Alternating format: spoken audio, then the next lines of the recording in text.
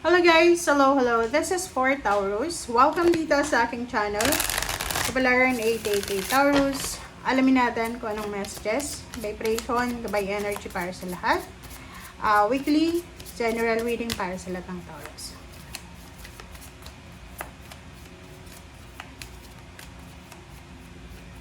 Ano ba ang message na para sa inyo?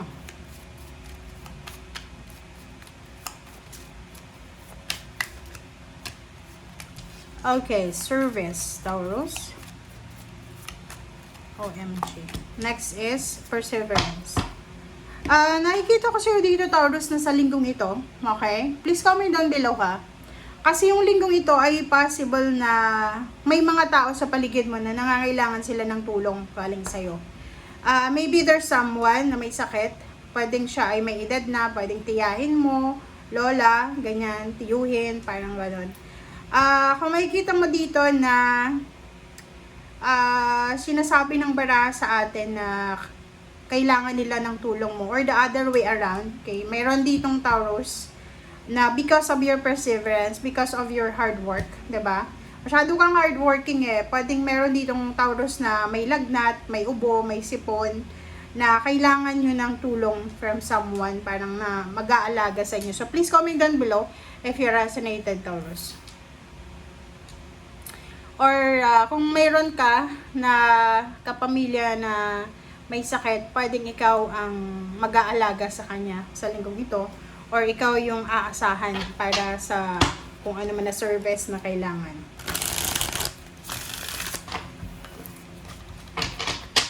Taurus.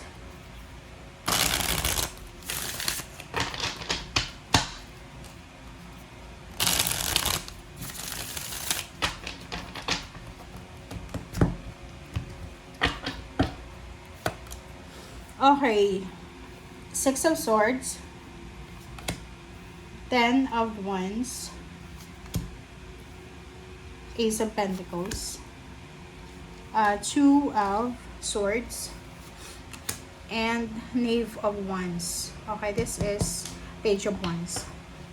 Okay, Taurus. Nakikita ko sa'yo dito na meron ditong Taurus na sobrang workaholic. Sobra kang hardworking talaga.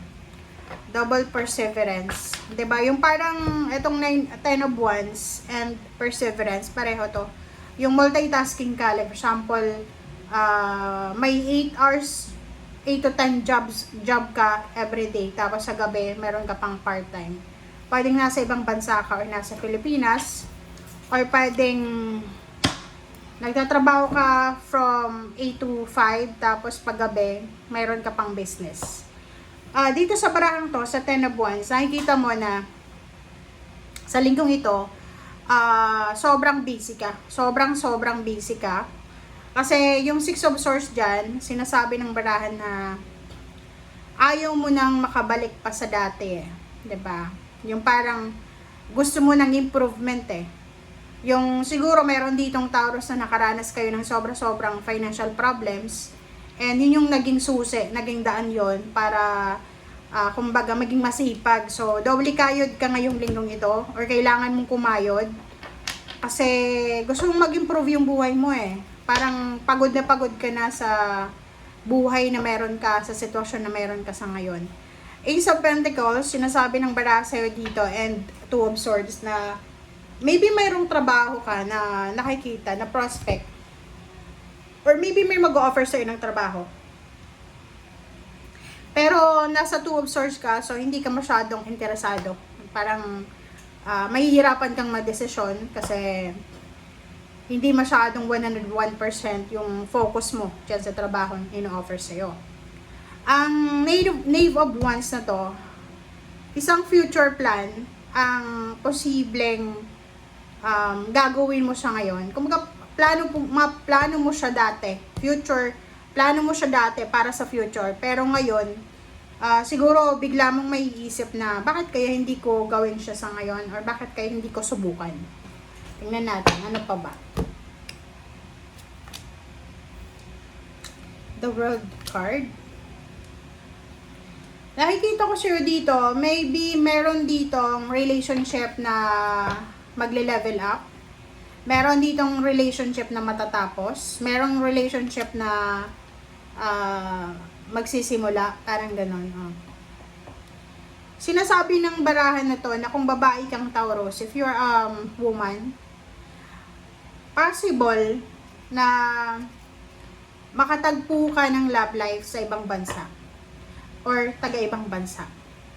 Possible na makatagpo ka ng tao, any nationality, diba? So, pwedeng Pilipino din, nakatira sa ibang bansa or nagtatrabaho sa ibang bansa. Na posibleng siya ay yun, pwedeng siya yung magiging katuparan ng pangarap mo sa buhay. Diba? Wow. Babae ka man or lalaki, basta ang sabi ng baraha dito, possible, kung in a relationship ka ngayon, like boyfriend, girlfriend, live-in partner, possible na maghiwalay, pero hindi pa sa ngayon. And after mo maghiwalay, may papasok sa'yo na tao sa buhay mo through friendship, or pwedeng katrabaho, kakilala, acquaintance. And then, pwedeng pera. Like, magsisimula sa pera, hihiram ka ng pera, o hihiram siya sa'yo ng pera.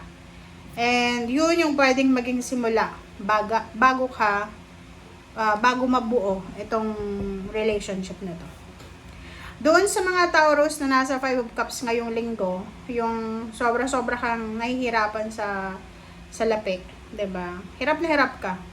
Like parang ang dami mo sigurong marami kang gustong gawin, marami kang gustong bilhin, pero wala kayong kakayahan.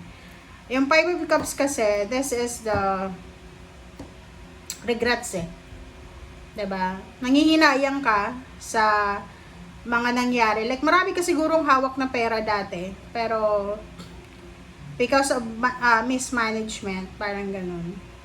Even sa relationship din, like, halimbawa dati, parang merong relationship ka, halimbawa mayroon ditong Taurus na in a relationship kayo, pero yung relationship niyo talaga sobrang toxic. Hindi ka nakikipaghiwalay kasi nanghihinayang ka kasi baka iniisip mo, naku, ilang taon na kami magkasama Kahit na nasasaktan ka, kahit na alam mo na toxic na everyday, hindi ka pa rin nakikipaghiwalay kasi nanghihinayang ka sa kung anong mangyayari. But sabi ng baraha sa'yo dito, nandito yung Emperor You have the power, you have the right, you have the energy, you have the strength na makapagsimula ulit. Yung takot mo na yan, kasi sanay ka sa comfort zone mo, lalo na sa relationship, ayaw mo makipaghiwalay kasi nasanay ka na sa kanya. Kumbaga na-immune ka na sa sama ng ugali niya, sa pagiging materialistic niya, sa pagiging basta. So, ang nakikita ko sa'yo dito, end of the day, if hindi mo napagdesisyonan ng maayos, magsisisi ka talaga Kasi diba, ang nakikita ko sa'yo dito, maybe you're in a relationship with someone talaga na mahirap pakisamahan. Dapat, kasi yung Taurus sobrang mabuting tao So, pwedeng inaabuso ka emotionally, financially ng karelasyon mo. So, ikaw lang yun nga sabi sa dito ng Emperor diba? Nasa yung kamay yun. You have the power, you have the energy na ayusin kung ano yung dapat ayusin. Okay? So, thank you guys. Bye!